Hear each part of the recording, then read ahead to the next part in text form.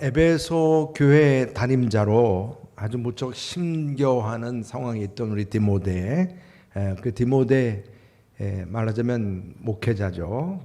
에베소 교회 그 디모데에게 사도 바울은 아주 강하게 그의 어떤 부정적인 생각의 닷을 이제 그 영혼의 닷이죠. 닷을 예수님께로 옮기도록 했습니다. 그리고 복음과 함께 고난을 받으라 아주 강하게 권면을 했습니다. 사도 바울은 이 복음 전파가 한 사람만이 아니라 복음과 함께라고 그랬죠. 모두가 함께 합력하여서 선을 이루어야 할 사명임을 깨닫게 합니다.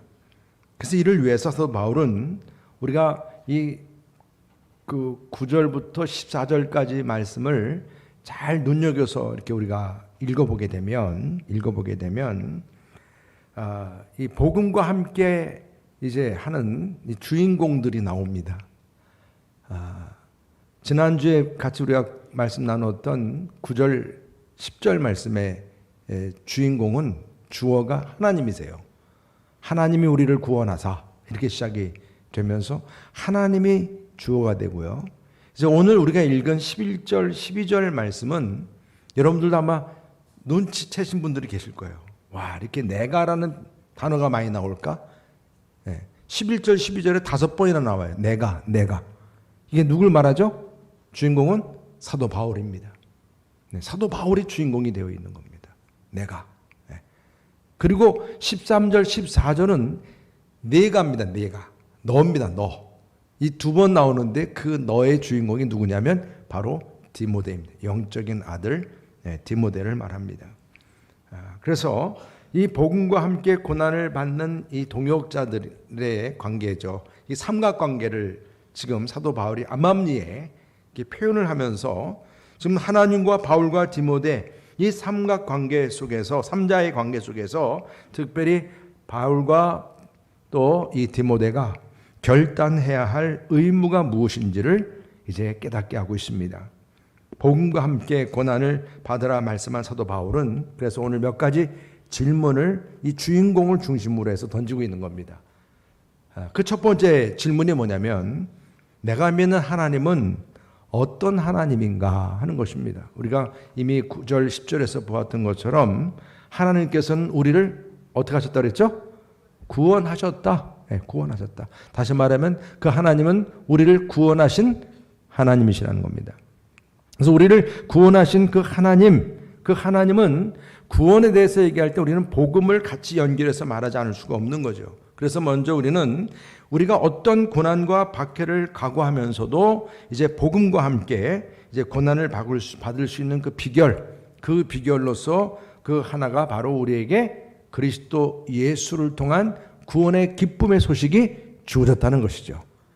이 기쁨의 소식이 우리에게 주어졌기 때문에 우리는 어떤 상황에서도 이 복음을 들고 나가는 것이죠. 복음을 들고 나가는 것입니다. 그래서 여러분들 우리가 이 하나님께서 우리에게 구원을 위해서 주신 그 첫 번째 구원은 뭐냐? 우리를 거룩하신 소명으로 부르셨다는 겁니다. 여러분들은 거룩한 하나님의 자녀로 부름받아서 거룩한 성도로 거룩한 교회를 이루는 백성들임을 믿으시기 바랍니다. 이게 구원받은 우리들에게 주어진 그 축복입니다. 그리고 이렇게 구원받은 우리들은 이 구원이 우리의 행위대로가 아니라고 그랬어요. 행위대로가 아니라 하나님의 뜻과 영원전부터 성육신하신 그리스도 예수 안에서 우리에게 뭐로 주어졌다 그랬어요? 은혜로 주어졌다. 뭐로 주어졌다고요? 은혜로 주어졌다. 은혜로. 그래서 이 은혜로 주어진 이 구원, 이것은 영원 전부터라는 얘기는 우리의 시간이 있기 전부터. 그러니까 여러분들이 내가 예수님을 언제 영접했어, 며칠 날 영접했어, 아니 누가 나를 전도했어, 아니면 우리 부모님부터 내가 이렇게 예수 믿었어. 물론 이러한 인간적인 어떤 그런 통로도 있었겠지만 그러기 전부터 이미 내가 이렇게 그리스도인 되고 구원받은 데에는 영원 전부터 이미 하나님께서 뜻하시고 계획하셨음을 믿으시기 바랍니다, 여러분. 그리고 이처럼 그렇게 구원된 우리는 이 구원이 어떻게 된 거예요? 이제 예수 그리스도를 통해서 십자가의 죽으심으로 죽음에서 부활하신 예수님 우리가 믿음으로 말미암아 이제 모든 사망을 어떻게 했다 그랬어요? 패했다. 여러분 사망을 패했다니까요. 그러니까 얼굴 표정들이 이렇게 환하지 않으세요? 사망을 패했다. 그래서 이젠 여러분들이 살아서 믿는 자는 이제 죽어도 살겠고 영원히 죽지 아니하리라. 그러니까 우리에게 있어서 이제 구원이 주어짐으로 인해서 이 복음이라고 하는 것은 우리에게 생명과 썩지 아니할 것이 드러났느니라. 그러니까 우리들의 삶은 이제 썩지 아니할 것이 드러나는 생명이 주어졌고, 이제 그래서 어떤 사망이 우리 눈앞에 있다 할지라도 사망, 그리스도 안에서 죽는 자는 복이 있다. 요한계시록 말씀처럼 복이 있다. 그러니까 여러분 우리는 이게 죽음이 저주가 아니고 죽음이 두려움이 아니고 죽음이라고 하는 것은 그리스도 안에서 내가 정말 참 안식을 누리는 복이라. 이것이 우리 구원받은 하나님의 자녀들의 기본적인 축복의 모습인 줄 믿으시길 바랍니다, 여러분. 그리고 이제 이 주인공 바울의 하나님에게서 이제 바울로 넘어간 거예요. 바울이 나는 뭐냐? 하나님 앞에 어떻게 응답하느냐 하는 질문이죠. 하나님이 이렇게 나를 구원하셨기 때문에 다메섹 그 도상에서 한순간에 예수님이 나를 만나시고 나를 구원하신 그 체험을 통해 내가 구원을 받아서 이제 내가 하나님 앞에 어떻게 응답해야 하느냐, 이런 질문입니다. 우리 11절 12절 다 같이 함께 읽어보겠습니다. 11절 12절 시작. 내가 이 복음을 위하여 선포자와 사도와 교사로 세우심을 입었노라. 이로 말미암아 내가 또 이 고난을 받되 부끄러워하지 아니함은 내가 믿는 자를 내가 알고 또한 내가 의탁한 것을 그날까지 그가 능히 지키실 줄을 확신함이라. 아멘. 너무 중요한 말씀이에요. 여러분 우리가 그냥 개인적으로 이 말씀을 쭉 읽어가다 보면 너무 어려운 본문이긴 해요. 어려운 본문이긴 하지만 그렇지만 중요한 본문이에요. 여러분 우리가 성경 읽다가 어려운 본문이라고 그냥 뛰어넘어가면 안 됩니다. 핵심적인 말씀들이 이 안에 다 담겨져 있기 때문에 그래요. 오늘 이 11절 12절 말씀에는 우리 하나님이 우리를 구원하사 이처럼 구원받은 우리들이 감당해야 할 세 가지 의무가 분명히 나오는 거예요. 사도 바울이 그것을 얘기한 겁니다. 내가 5번씩 얘기하면서 내가 감당해야 할 의무가 이렇게 중요한 세 가지가 있다는 것을 보여준 겁니다. 그래서 그 첫 번째가 뭐냐면 오늘 사도 바울은 복음을 전파하기 위해서 자신이 선포자와 사도와 교사로 세움을 입었다는 것입니다. 이게 분명한 일단 자기의 정체성이에요. 구원받았으면 우리는 선포자가 되어야 되고, 이 사도와 교사라고 했을 때 이 사도라고 하는 표현은 좀 여러분 특별히 이 경우는 제자들을 우리 사도라고 그랬고 사도 바울과 우리가 디모데까지는 이 사도라는 표현이 쓰여진 제한성이 있긴 해요. 중요한 것은 선포자라는 선포자 그리고 교사라고 하는 이 부분을 우리가 눈여겨보게 되는 겁니다. 선포하면 이 선포는 말 그대로 뭡니까? 예수 그리스도는 우리의 구원자이십니다. 그분은 죽음의 권세를 이기시고 부활하셨습니다. 누구든지 예수를 믿는 자마다 구원을 얻습니다. 천국 영생을 누립니다. 선포예요, 선포. 선포. 그리고 이 선포를 통해서 예수님을 영접한 이들을 이제 교회에서 믿음으로 잘 자라가도록 양육하고 지켜 그들을 이제 그 구원받은 자들이 어떻게 살아가야 하느냐를 가르치는 일이 교사죠, 교사. 가르치는 일. 그래서 그 부분에 있어서 우리가 그리스도인으로서 어떤 윤리적이고 어떤 도덕적인 교리적인 그런 삶을 살아가야 할까? 이게 바로 교사가 하는 일입니다. 그러니까 선포자 그러면 이건 군사 용어예요. 말하자면 한 왕이 칼을 뺐어요. 칼을 빼들어. 그럼 칼을 뺐으면 이젠 사용을 해야 되는 거예요. 당신 나라를 이제 치겠습니다라고 선포하는 거예요. 그러면 그 나라는 어떻게 해요? 전쟁 준비를 해야 되는 거예요. 하나님의 구원이 예수 그리스도 안에서 나타났습니다. 예수님을 영접하고 영원한 생명을 얻으시기를 바랍니다. 선포. 이게 선포하게 되는데 이것을 영접하는 귀한 생명들에게 하나씩 이제 이해하고 또 가르쳐 지키게 하는 그런 사명. 이게 우리 교회 안에서도 지금도 끊임없이 일어나고 있는 일입니다. 그래서 여러분들 새가족이 오면 또 새가족 같이 만남을 이루죠. 또 1:1 양육도 하죠. 또 우리 제자 양육도 하죠. 그리고 여러 가지 교회에 필요한 사역을 위한 훈련도 하죠. 뭐 전도 훈련도 하죠. 교회 학교에서 아이들을 가르치죠. 이게 다 뭐예요? 교사예요. 교사. 가르치는 일. 속회에서 속자님들이 가르치죠. 네, 전도를 위해서 또 우리가 전도 복음을 전하죠. 이 모든 일들이 얼마나 중요한 사명인지를 깨닫게 하는 것입니다. 이러한 복음 전파의 사명자로 우리가 세움을 받았다. 사도 바울이 세움 받았다. 그리고 그뿐 아니라 두 번째 중요한 것은 이런 복음 때문에 고난을 받되 부끄러워하지 않았다는 것입니다. 그러니까 사도, 선포자, 교사의 의무만이 아니라 이 복음이라고 하는 것이 우리를 그냥 지나가다가 누가 툭 치는 정도의 고난이 아니고 죽음까지 각오하는 고난이죠. 우리는 이렇게 참 우리 대한민국이라는 땅에서 우리가 이렇게 자유롭게 신앙생활을 하지만 정말 우리 가까운 주변에 있는 나라들만 해도 예수님 믿는 것이 정말 힘든 그런 상황 가운데 있는 그런 나라와 민족이 얼마나 많은지 몰라요.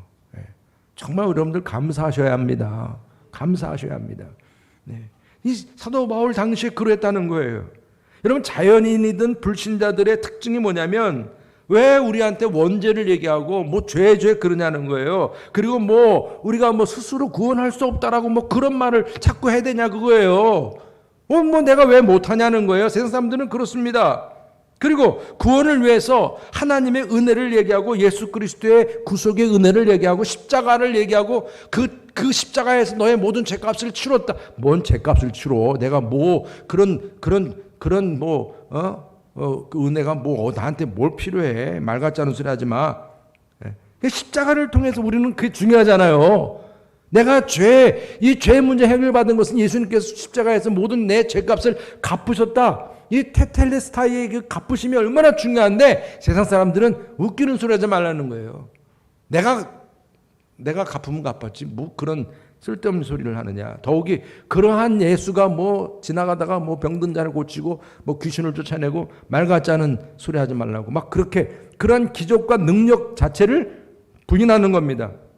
사도 바울은 이런 것들을 거리끼는 것이라고 그랬어요. 그러니까 전도하다 보면 이런 거리끼는 것들 때문에 믿지 않는 사람들에게 손가락질 당하고 반대를 당하고 심지어는 박해를 당하고 그렇다는 얘기죠. 그러니까 전도자가 어떤 유혹을 받아요? 그렇게 사람들이 이런 문제 때문에 나를 비난하고 또 박해하게 되니까 전도자들은 이렇게 선포자로서 교사로서의 그 말씀을 전해야 할 것을 말하지 않는 유혹에 빠져버리는 거예요. 유혹에 빠지는 겁니다. 십자가의 은혜, 죄 사함의 축복 이런 부분들 주님의 그 공로 이게 얘기하면 그 사람들은 뭐라고 또 그러니까 그냥 뭐라고 전도해요? 우리 교회 와보시라고. 우리 교회는 에어컨도 좋고 의자도 좋고 아주 멋지고 사람들 다 잘생겼다고 옷도 잘 입고 이런 거를 자랑하는 거예요. 자랑하는 거. 뭐 그거 보고 그래 차도 좋고 교회도 좋고 집도 좋고 근데 한번 그 교회 가볼게. 레벨이 비슷하니까. 여러분 그런 식으로 사람들을 전도하고 유혹하는 그런 유혹이 생기는 거죠. 여러분 우리들의 마음속에 사도 바울이 지금 얘기하고 있는 거예요. 복음을 전하다 보니까 사람들이 그 복음을 전하는 데 있어서 그것이 나에게 불이익이 되고 핍박이 될까 봐 그래서 십자가를 전하지 아니하고 또한 이런 고난을 피할 수 있는 그런 길을 찾아보는 거예요. 이런 유혹이 생기는 겁니다. 그렇지만 사도 바울은 선포자, 사도, 교사의 사명을 감당하면서 당하는 그 고난을 내가 부끄러워하지 않노라 그랬습니다. 여러분 우리의 신앙의 유일하신 모델은 예수 그리스도이십니다. 주님은 이 땅에 오셔서 우리의 구원을 위해서 많은 고난을 받으셨습니다. 그리고 그 고난의 정점이 십자가였어요. 여러분 하나님께서는 그 예수님을 이 땅에 보내신 데에는 이 십자가를 지고 우리의 모든 죄값을 갚으시도록 하셨던 것입니다. 겟세마네 동산에서 너무나 힘들어서 이 잔을 옮기길 원했지만 아버지 뜻대로 하옵소서. 그 십자가를 그것은 로마 시대 때 가장 극형입니다. 저주의 나무예요. 누구도 그 십자가형을 받기를 원치 않는 그런 십자가형을 우리 주님이 감당하셨어요. 그래서 부끄럽게 여기지 아니하셨다고 성경은 말씀하세요. 히브리서 12장 2절 다 함께 읽어보겠습니다. 시작. 믿음의 주여 또 온전하게 하시는 이는 예수를 바라보자. 그는 그 앞에 있는 기쁨을 위하여 십자가를 참으사 부끄러움을 개의치 아니하시더니 하나님 보좌 우편에 앉으셨네. 할렐루야. 여러분, 하나님의 사람들의 공통점이 바로 이런 예수님의 분을 따랐다는 거예요. 모세가 왕의 수업을 받았던 사람입니다. 왕이 될 수 있는 사람이었어요. 그러나 그는 하나님의 명령을 받고 앞에 있는 기쁨을 바라보지 않고 하나님 말씀에 순종해서 광야로 나갔던 사람입니다. 여러분, 우리는 오늘 말씀에서 이 복음과 함께 고난을 당할지라도 십자가를 부끄럽게 여기지 않았던 예수님의 모습을 더 깊이 묵상하시면서 복음과 함께 고난을 받으라, 주님 말씀을 여러분들의 마음에 항상 명심할 수 있기를 주님의 이름으로 축복합니다. 그리고 세 번째로 사도 바울이 우리에게 주는 말씀 뭡니까? 믿고 알고, 자신이 믿고 알고 의탁한 복음을 능히 지키실 줄 확신했다. 이 표현이 나와요. 우리 다 같이 한번 읽어볼까요? 내가 믿는 12절에 나오는 말씀 다시 한번 읽습니다. 시작. 내가 믿는 자를 내가 알고 또한 내가 의탁한 것을 그날까지 그가 능히 지키실 줄을 확신함이라. 아멘. 여러분, 지금 사도 바울은 자기가 지금 만난 예수님과 예수님을 통해 주어진 그 복음을 능히 지켜질 것을 확신하고 있는데, 이 확신이 어디서 주어졌냐면, 여러분들이 보통 우리는 상식적으로 생각할 때 내가 누군가를 알고 그러고 나서 내가 그 사람을 믿을 수 있고 그러고 나서 그 사람을 내가 맡기든지 또 그렇게 하지 않아요? 우리 상식적으로 그러잖아요. 그죠? 알아야 되는 거 알아야 돼요, 상대방을. 근데 오늘 사도 바울은 뭐라고 먼저 말씀하세요? 아는 게 먼저가 아니고 뭐가 먼저예요? 내가 믿고라 했어요. 믿고. 내가 믿는 자를 내가 알고 그랬어요. 내가 믿는 자를 내가 알고, 내 믿음이 먼저예요. 누구를 믿는 믿음이? 나를 위해 십자가에 죽으신 예수 그리스도를 믿는 믿음이 먼저예요. 그게 복음이니까. 그 믿음을 통해서 이제 내가 그분을 믿고 내가 그분을 알게 되는 거예요. 그분을 알게 되니까 이제 그분에게 나를 먼저 또 의탁도 합니다. 내가 받은 은혜와 내가 받은 구원과 나의 이 모든 이제 생명을 하나님께 의탁합니다. 또 하나님도 그래서 나에게 의탁합니다. 내가 너를 선포자로, 너를 교사로, 내가 너를 또 사도로 내가 너를 의탁한다. 이런 관계성 속에 주어지는 이 복음을 이제 하나님이 나를 지키실 줄을 확신한다는 것입니다. 여러분, 우리는요, 결혼을 해도 100% 여러분들의 배우자를 다 알고 결혼하신 분 손 들어보세요. 아무도 없을 줄 알았어요. 그냥 서로가 믿고 결혼하다가 보니까 알아지는 거잖아요. 저 사람이 저런 사람이었구나 알게 되는 거잖아요. 근데 뭐 어떻게 해요? 그렇죠? 같이 또 하나 되어 가는 거지. 그러니까 이게 여러분 오늘 말씀 속에서 그런 기본적인 원리를 우리에게 알려주신 거예요. 내가 주님을 믿고 그래서 그분을 내가 이제 알고 그래서 의탁하는 거예요. 그런 의탁하는 데서 또 그분이 나에게 의탁했던 주님의 그 복음을 내가 또 끝까지 지킬 줄을 확신하노라. 사도 바울이 이를 위해서 산 거예요. 바로 이 부분을 디모데 너에게도 그대로 한다는 거예요. 전수한다는 거죠. 그래서 세 번째 질문이 뭡니까? 믿음의 아들인 디모데, 너는 어떻게 행해야 하느냐? 질문입니다. 여러분, 바울은 디모데에게 이제 복음을 지켜야 할 의무, 자기의 그 세 가지를 그대로 전수하게 된 것을 볼 수가 있습니다. 우리 13절 14절 다 같이 함께 읽어보겠습니다. 시작. 너는 그리스도 예수 안에 있는 믿음과 사랑으로서 내게 들은 바 바른 말을 본받아 지키고 우리 안에 거하시는 성령으로 말미암아 내게 부탁한 아름다운 것을 지키라. 아멘. 여러분, 이 말씀에서 보면 사도 바울이 앞전에 얘기했던 세 가지 의무가 그대로 나오는 거예요. 그대로. 너는 그리스도 예수 안에 있는 믿음과 사랑으로서 내게 들은 바 바른 말, 이게 지금 앞전에 얘기했던 세 가지 부분의 의무입니다. 이 바른 말, 이 복음에 대한 이 바른 말, 복음을 전하고 복음을 전하다가 고통을 당하고 복음을 전하는 데 있어서 이것을 지키는 이 삶을 너가 받았으면 이걸 잘 지키는 거예요. 우리 안에 지키시는 성령으로 말미암아 내게 부탁한 아름다운 것을 지키라. 지금 여러분, 이 사도 바울이 이렇게 말하는 데 있어서 디모데가 이 말씀을 받을 때 마음은 또 다른 거예요. 왜냐하면 사도 바울은 이제 자신이 받은 은혜를 체험하고 이제 다메섹 이후에 받은 은혜를 체험하고 그리고 정말 복음을 위해서 그렇게 싸우고 나갔던 장본인 아니었습니까? 근데 오늘 사도 바울이 이제 너도 마찬가지로 이 아름다운 것을 지키도록 하라. 그리고 복음을 위해서 너도 꼭 이걸 이제 따르도록 본받도록 해라. 이런 말씀을 준 데에는 나름대로 이 사도 바울의 입장은 좀 달랐던 것을 볼 수가 있죠. 그래서 사도 바울이 이제 오늘 복음을 이제 전파할 의무, 너도 역시 선포자와 사도와 교사로 부름받았으니 이제 복음을 전파하고, 그리고 복음을 전파하는 데 있어서 복음과 함께 고난을 받을 것을 부끄러워하지 말고 이것을 본받아야 될 것을 말씀하고 있는 것입니다.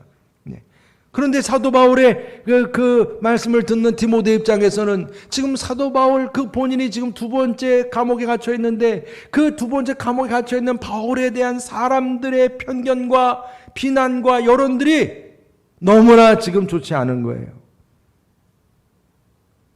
그런 가운데서 아름다운 이 보석 같은 복음을 지켜야 할 의무를 또 받지만은 에베소 교회 상황 속에서 디모데가 이 모든 일을 감당하기가 너무나 어려웠던 것입니다. 여러분, 사도 바울이 수년간 사역했던 아시아 교회, 여러분들에게 이미 여러분들에게 말씀을 드렸던 것처럼 그 소아시아 지역, 버가부터 해서 또 비스데 안디옥부터 해서 또 비두니아, 그리고 또 루스트라, 또 더베, 이 모든 지역을 전도하고 그곳에 세워지는 교회들, 또 그곳의 그리스도인들이 얼마나 사도 바울을 의지했고 사도 바울을 존경했겠어요.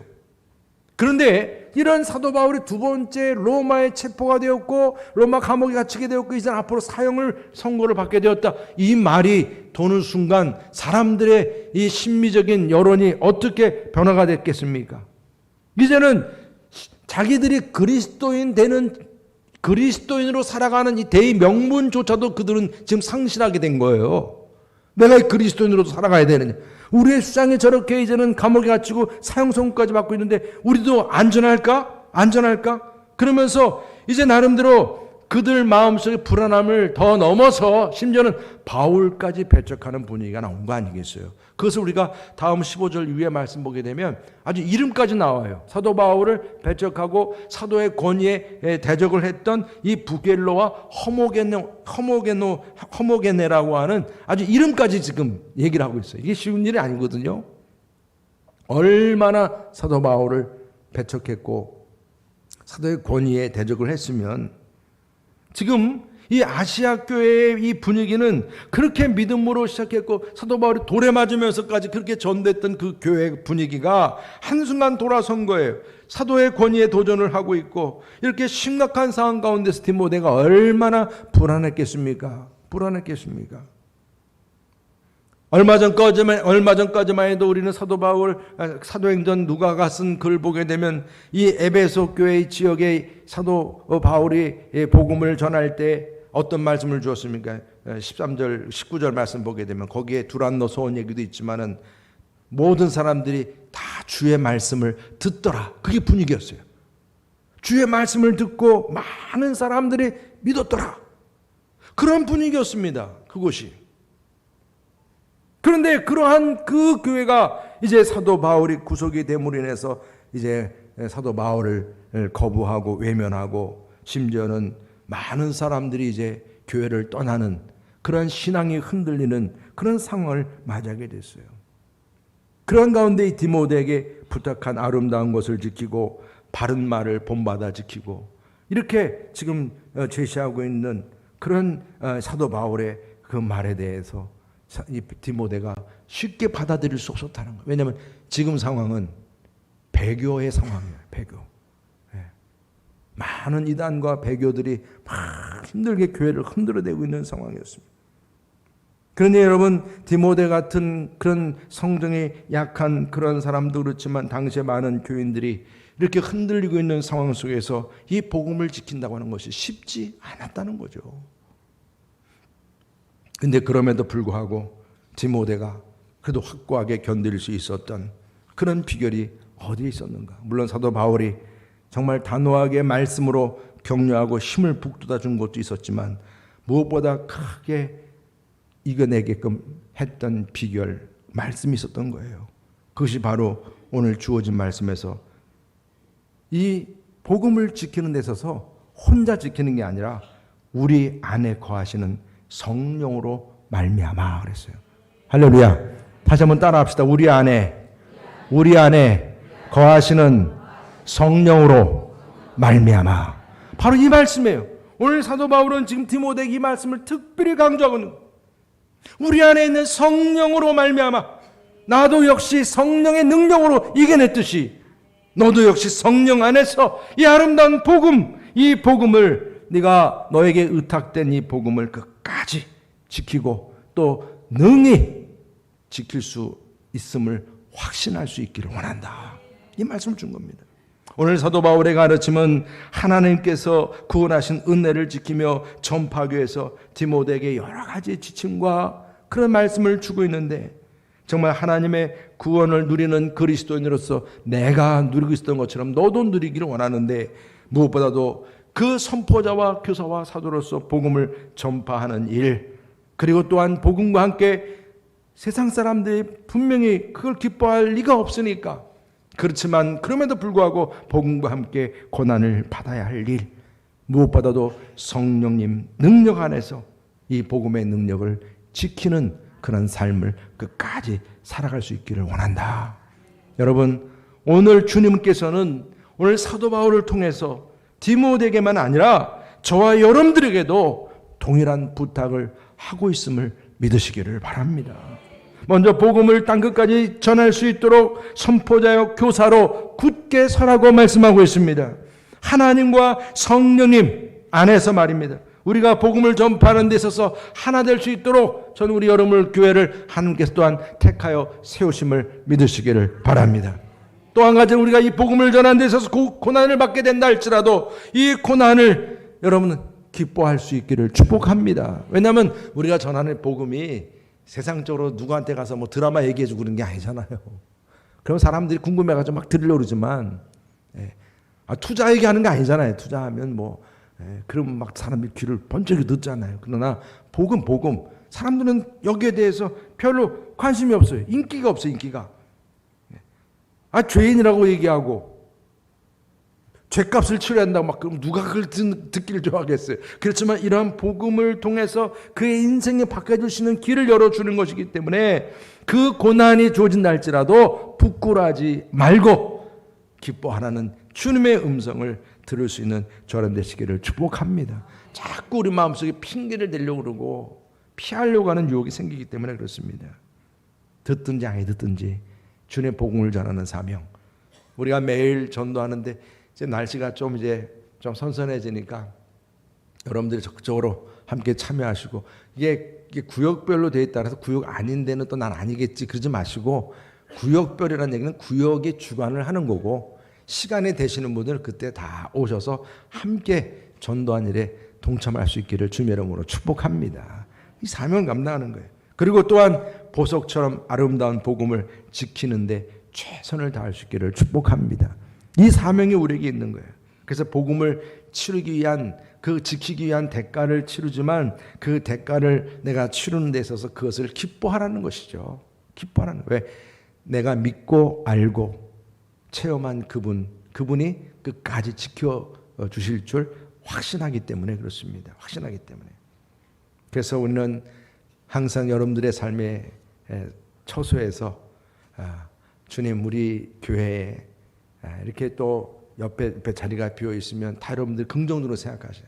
내가 또 누군가를 전도해서 채울 자리구나 생각하시고 복음을 전하고자 하면서 이제 고난을 받을지라도 그 고난에 대해서 담대하게 이고 우리 그리스도인들은 오히려 그리스도 안에 죽는 자가 복되다고 했으니까 사망을 패했다고 했으니까 그런 믿음을 가지고 이제 그 고난을 기뻐하고 그리고 또한 여러분들이야말로 이 시대마다 하나님께서 선택하시는 준비된 사람이 될 줄 믿습니다.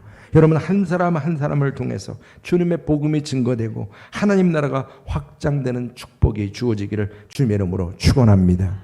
제가 차 타고 다니다가 지금 이제 요 관공서들이 붙이는 게시 현수막 있지 않습니까?